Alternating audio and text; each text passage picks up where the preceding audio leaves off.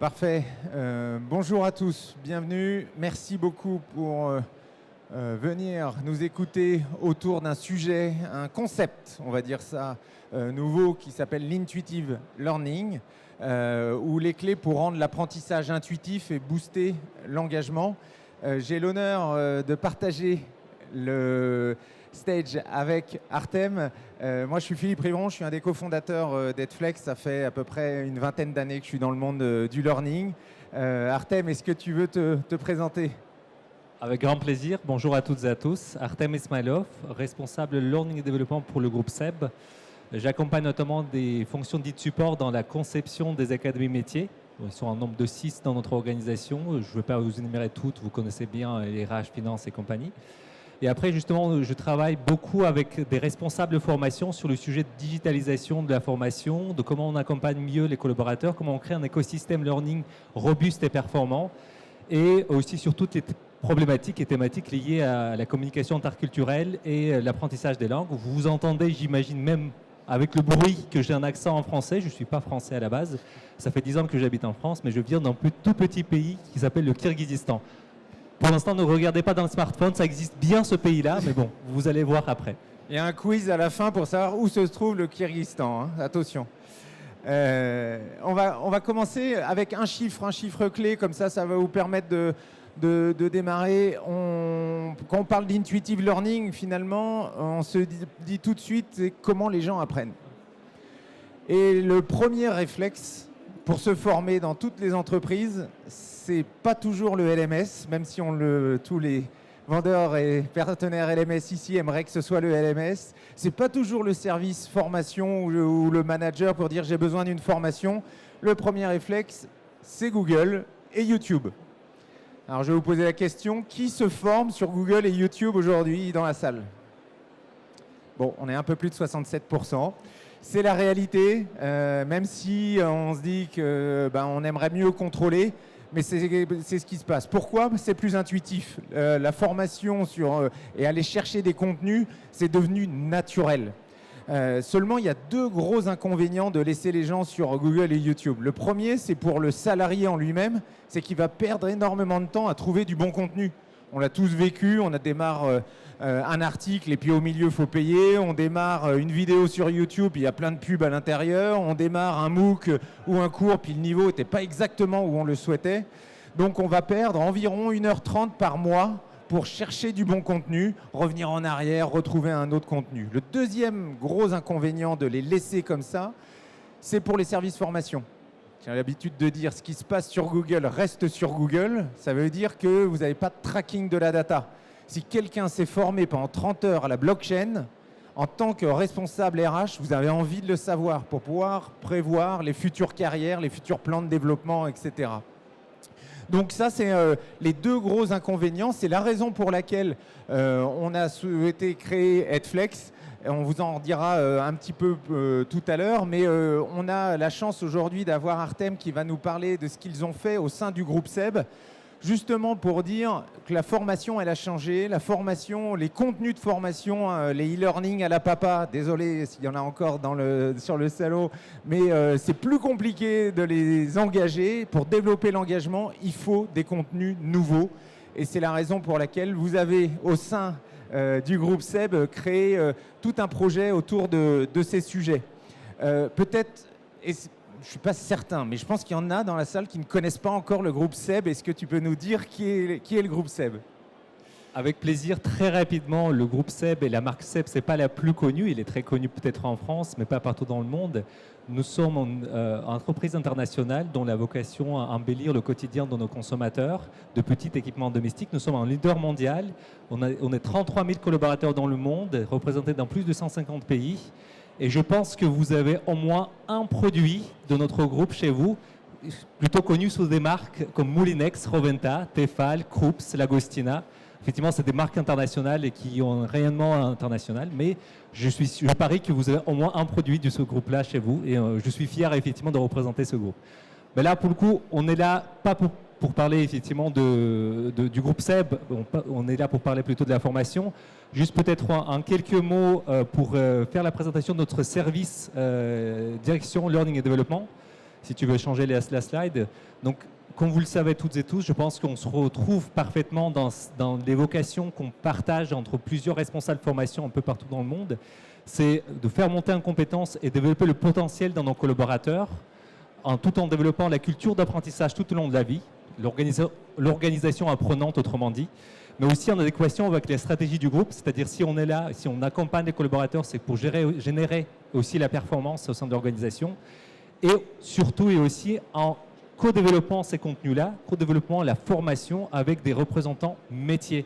On travaille main dans la main avec les grandes directions, marketing, stratégie, RH, toutes les filières métiers pour pouvoir co-concevoir ensemble des contenus spécifiques.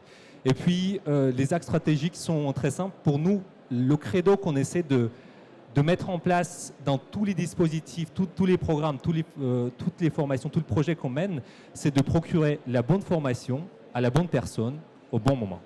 Voilà. Formidable, ça veut bien dire qu'aujourd'hui, il faut pouvoir offrir des catalogues qui soient adaptés. Justement, tu peux nous parler un petit peu en termes de contenu, ce que vous avez mis en place. Évidemment, on a accompagné avec Edflex le groupe SEB et les équipes d'Artem pour pouvoir mettre en place une plateforme. Quel est le projet derrière ? Edflex, effectivement, c'est un de nos partenaires. On a l'écosystème Learning actuellement qui compte 6 ou 7 plateformes différentes en fonction de typologie de cas d'usage. C'est-à-dire qu'on a un partenaire qui est spécialisé sur les contenus soft skills et digital. On a un autre partenaire qui est spécialisé sur l'apprentissage des langues. On a un troisième partenaire qui est spécialisé dans 2 dimensions. Et à un moment donné, pour vous raconter une histoire, comment on est arrivé effectivement à rencontrer Edflex, on avait une problématique. Il y avait des salariés qui remontaient chez nous en disant que j'ai trouvé sur le web un contenu juste magnifique qui est pile poil ce qu'on recherche pour développer dans nos équipes dans telle ou telle direction. Pourquoi vous, service formation, ne proposez pas ces contenus-là qui sont libres d'accès, disponibles comme ça, effectivement, à tout moment, à d'autres collaborateurs? Et c'est là, pour le coup, justement, on a entrepris quelques projets de curation en interne et on s'est rendu compte que ça demande du temps, ça demande d'expertise, ça demande justement de maintenance de ces contenus. Et il suffit justement que la personne quitte l'entreprise, change de poste, que la curation redémarre du zéro.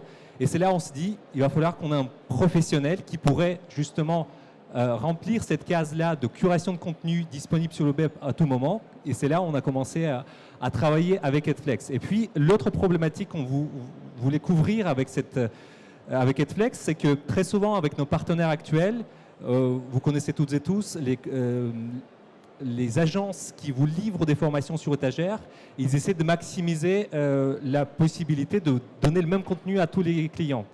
Ce qui représente effectivement soit le soft skills, soit le digital, mais ce qui peut être déployé facilement un peu partout. Ce qu'on a essayé d'entreprendre avec Edflex, ce qui marche plutôt pas mal, c'est qu'on a créé des académies, enfin pour des académies métiers, des thématiques marketing, des thématiques RH, des thématiques achat. Grâce à la curation de contenu, en quelques mois à peine, on a créé des catalogues des formations libres d'accès, comme ça à tous les collaborateurs qui ont enrichi drastiquement nos académies métiers. Voilà un peu le contexte. Tout à fait. Ce que tu mettais ici, c'est un des sujets clés, c'est la mise à jour du contenu.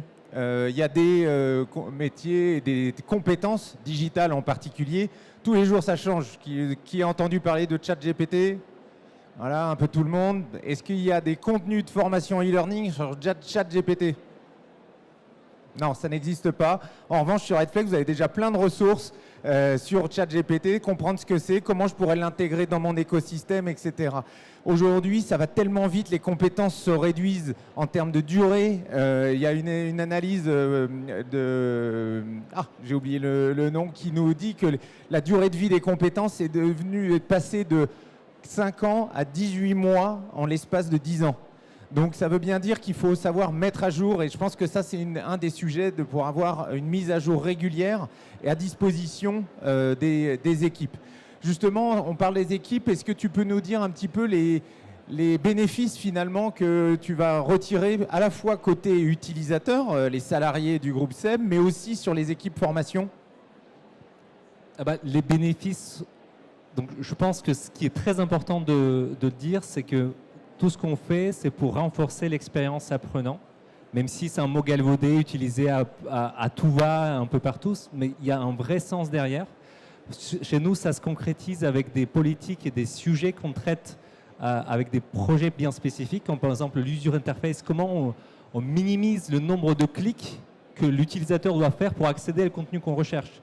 Mine de rien, effectivement, quand vous rajoutez ou enlevez un clic, à chaque clic, vous perdez à peu près 20 à 30% de population. Donc du coup, c'est là où on se pose la question, comment on amène le collaborateur avec le minimum de clics vers le contenu qu'on recherche.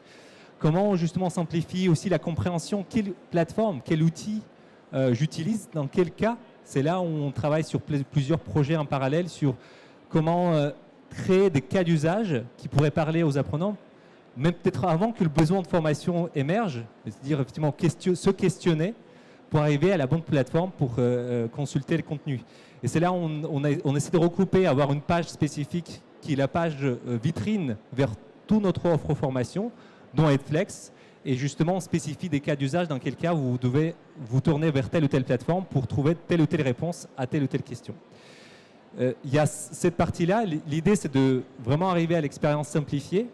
Et après, il y a aussi d'autres éléments qui sont très importants à prendre en considération. Quand on parle de digital learning, on n'est vraiment en concurrence pas avec d'autres formations. Quand on parle de digital learning, on est réellement avec les concurrences, avec les réseaux sociaux, Instagram, Facebook, avec Netflix, tout ce qui s'accapare de notre attention et tout ce qui est beaucoup plus engageant que des contenus de formation. C'est ça, la vraie concurrence de digital learning aujourd'hui et demain.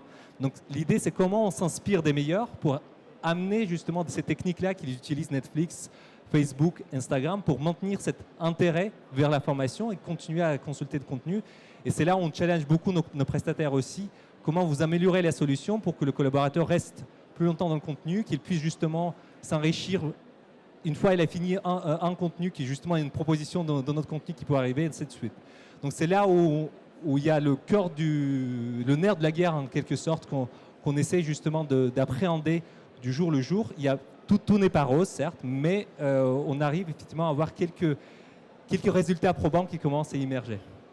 Ouais, ce qu'on se rend compte, c'est que pour les utilisateurs, un des sujets clés, c'est évidemment l'expérience facilitée. Tu le dis, et c'est vrai qu'il y avait un patron de chaîne de télé qui disait c'est tant de cerveau disponible. Vous savez, et c'est vrai qu'aujourd'hui, on a une sollicitation sur l'ensemble des réseaux qui fait que quand on arrive sur un module e-learning un peu classique, ben évidemment le salarié lui il a une vie à côté et il a accès à plein d'autres choses qui est peut-être plus dynamique ou autre. C'est aussi un élément réponse plus rapide et plus anticipé à un besoin. Quand j'ai besoin de me former, si je dois attendre 3 mois pour être inscrit sur une session, ou si je dois attendre 3 mois que le contenu soit prêt, etc., ben évidemment, je vais bypasser l'écosystème learning de l'entreprise et je vais aller me former par moi-même. C'est pour les équipes formation aussi beaucoup de gain de temps. Du gain de temps, tu l'as dit, vous aviez avant une équipe qui faisait de la curation elle-même, mais quand on fait de la curation pour le groupe SEB où on est pas seulement français, on est sur plein de pays, ça veut dire qu'il faut des experts dans des domaines spécifiques, le marketing, la technologie, mais aussi dans des langues spécifiques. Je ne fais pas la même chose en Chine, en France. Par exemple, le management, moi je vois souvent ça, le management, à un moment donné, si vous formez avec un contenu qui est traduit dans plusieurs langues, c'est la même technique de management au Japon, en France et aux US, je peux vous dire qu'on ne manage pas de la même façon. Et donc du coup, il faut du contenu natif. Et pour trouver ce contenu natif, il faut des experts. Et évidemment, l'entreprise, aujourd'hui, en s'appuyant sur un Edflex, va permettre de pouvoir aller chercher du contenu sur des plateformes et des éditeurs différents. Peut-être justement en termes de contenu et de user experience, tu parlais tout à l'heure de réseau. Aujourd'hui, on est à la fois sur du Instagram, du TikTok, alors pas moi j'avoue, mais mes enfants beaucoup. Il faut pouvoir leur proposer cette expérience qui soit la plus proche. Tu peux nous parler un petit peu de design, comment vous aujourd'hui les apprenants vont sur Edflex et comment est-ce qu'ils consomment? Oui, avec plaisir. Il y a plusieurs temps où le cas d'usage, c'est-à-dire que tu as évoqué tout à l'heure, très souvent on favorise l'apprentissage par la volonté des apprenants. C'est-à-dire s'ils ont une idée d'apprendre quelque chose, les plateformes restent libres et accessibles à tous nos collaborateurs connectés dans le monde. C'est-à-dire si vous voulez vous former, tant mieux, allez-y, faites-le. Mais on essaie justement de sacraliser ces moments-là par le biais de création des instances de type création des parcours mixtes En fait, je vois que dans beaucoup d'entreprises, ça existe toujours. Chez nous, il y a 2 ans, on a décidé de ne pas séparer le digital learning et le présentiel distanciel de l'autre côté, parce que ça crée une vraie compétition qui n'est pas bonne du tout entre les 2 services. Nous, effectivement, on a chacun dans notre pôle les responsabilités et le digital et le présentiel distanciel. L'idée pour de créer des expériences d'apprentissage. Et on sait que certaines thématiques peuvent être abordées mieux en digital quand il s'agit du niveau de connaissance, de compréhension de base. D'autres nécessitent le présentiel distanciel quand il s'agit justement des modalités d'apprentissage dites actives. Et c'est pour cela, effectivement, on essaie d'optimiser au maximum ces moments-là grâce à des solutions comme Edflex. Par exemple, on peut proposer des parcours d'apprentissage avec les modules de prérequis qu'on fait la curation, en plus de curation de Edflex, pour sélectionner 3 ou 4 contenus en amont pour mettre tout le monde au même niveau de connaissance et après proposer à continuer à découvrir les sujets après la formation, en post-formation présentielle ou distancielle. Et on donne du sens aussi aux collaborateurs en humanisant en quelque sorte le digital, parce que le vrai souci, les gens adorent le présentiel parce que c'est le contact humain. Ils réclament ça parce que c'est le contact humain. Dès que justement on enlève cette partie-là, on voit que le taux d'engagement, le taux de retention aussi, il peut baisser drastiquement. D'où notre souhait de mélanger les modalités d'apprentissage pour le bien de la formation en règle générale. Donc du coup, les différents dispositifs sont mis en place. Ça peut être justement libre d'accès. On organise des communications pool, des learning week ou d'autres grands événements et on le propose systématiquement dans nos parcours de formation à tous les métiers. Ouais, l'aspect communication, engagement est clé dans le digital learning. On a trop de catalogues des fois qui sont un peu statiques et dans lesquels on voit des taux d'engagement qui baissent régulièrement. La clé de voûte, c'est la communication. Pour faire de la communication, il faut animer. Pour animer, il faut du contenu régulier, des contenus nouveaux, frais, qui va permettre de pouvoir engager de plus en plus les apprenants. Nous, plutôt pour conclure, et en fait, l'intuitive learning, pourquoi on parle de ce concept ou d'open education, c'est qu'aujourd'hui, l'intuitive learning, ça doit vous permettre quoi? De faciliter l'accès à la formation. On le dit encore une fois, ils iront toujours sur Google. Soyez rassurés ou pas, mais en tout cas, c'est comme ça. Ils iront encore sur Google. Ou sur le chat GPT demain. Ou sur chat GPT demain, effectivement. On est en test. Et donc, c'est faciliter la recherche du contenu. Tu l'as dit, le nombre de clics. Plus il y a un nombre de clics, et comptez-les même, hein, quand vous allez, combien de clics il faut pour y aller, ça va baisser l'intention et l'engagement. Raccourcir donc le chemin entre l'apprenant et le contenu. Donc les concepts de learning in the flow of work, ça fonctionne bien. Et offrir, et ça c'est le dernier élément, une flexibilité d'apprentissage. Moi je crois beaucoup à ça. Alors il y a beaucoup de réflexions autour de est-ce que les profils d'apprenants ça existe ou pas. Alors il y en a beaucoup qui se posent des questions. Moi je suis désolé, j'apprends en lisant des articles. C'est ma façon d'apprendre. J'ai Clément, mon associé d'Edflex, lui c'est les podcasts. Tous les matins il écoute des podcasts. Et pourtant, on écoute les mêmes thématiques, l'entrepreneuriat, les marketing, etc. On est différents. Donc, il faut que pour vos apprenants, vous ayez une large variété de formats. Il y a aussi une large variété de durée. Pourquoi? Parce que des fois, j'ai 5 minutes pour apprendre une fonction sur Excel. Des fois, je suis prêt à y passer 2 heures. Mais je suis toujours le même apprenant. Si j'ai envie de passer 2 heures pour avoir une certif à un moment donné sur Excel, je veux pouvoir le faire, mais je veux aussi pouvoir avoir accès en 5 minutes au sujet qui m'intéresse. Il faut avoir aussi de la flexibilité, évidemment, dans les langues. On en parlait un peu, le contenu natif, c'est la clé. Si vous voulez vraiment former des gens en Chine, en Italie ou en Espagne ou en France, il faut qu'ils aient du contenu qui soit réellement créé pour leur pays. Donc offrir cette flexibilité d'apprentissage, c'est une des clés de voûte pour pouvoir réussir l'engagement. Et donc tout ça pour nous, c'est le concept d'intuitive learning. C'est finalement rendre la formation beaucoup plus naturelle dans un parcours professionnel ou même des fois un parcours personnel. Je finirai sur Edflex, ceux qui ne nous connaissent pas encore, on est juste derrière. On est 60 collaborateurs, ça fait 7 ans qu'on existe, on est une boîte française, mais on a un rayonnement international, puisque plus de la moitié de nos 850 000 utilisateurs sont hors de France. Et on a aujourd'hui plus de 200 clients, à la fois grands comptes et PME, avec lesquels on a plaisir à travailler, évidemment le groupe SEB en particulier. Et est-ce que tu as un petit mot de la fin? Moi, j'aurais une question pour toi, si tu veux. Une question ou mot de fin? Vas-y, une question. Les deux. D'abord la question et tout de suite mot de fin. C'est quoi ton format préféré, toi, pour apprendre? Ah, Ça dépend des moments du jour. Parfois, effectivement, je peux aimer les podcasts, comme tu as dit, ou comme Clément effectivement préfère. Parfois la lecture, parfois les vidéos. Mais je pense que ce n'est pas le format qui compte, c'est qu'est-ce que ça te donne. Si ça te permet effectivement de développer tes compétences, c'est ça ce qui compte. Après, le format, c'est le secondaire. Donc ça, c'est ton mot de la fin? Ça peut être mon mot de la fin s'il n'y a pas d'autres questions dans la salle, peut-être. Voilà, on est vraiment à 20 minutes, donc on va respecter votre temps. J'imagine que vous avez plein d'autres choses derrière, mais est-ce que vous avez des questions? De toute façon, avec Artem, on va se rediriger vers le stand Edflex. N'hésitez pas à venir nous voir et on était ravis de passer ce moment avec vous. Passez une bonne fin de salon. Merci beaucoup.